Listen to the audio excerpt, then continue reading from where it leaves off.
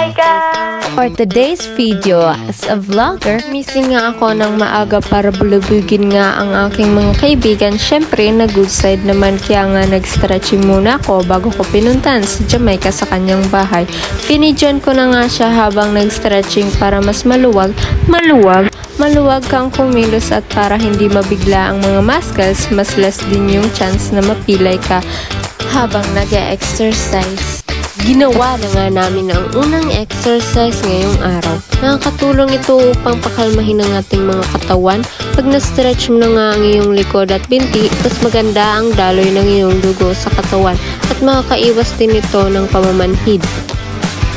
Ito ang pangalawang exercise ng dalawang taong tamad pero naisip pa din ang mag-jumping jack dahil nakakatulong daw ito mabawasan ng iyong stress, anxiety, kaya naniwala naman. Pagkatapos nga naming mag-exercise ng jumping jack, sinimulan na nga namin maglakad papunta sa bahay ng aming kaibigan. Habang naglalakad nga kami, ng kaibigan ko ay napagkwentuhan nga namin kung ano ang susunod na exercise na aming gagawin. Sa nabahaba nga ng aming paglalakad ay nakarating na kami sa bahay ni Jillian kaya sinimulan na namin mag-exercise ng squats.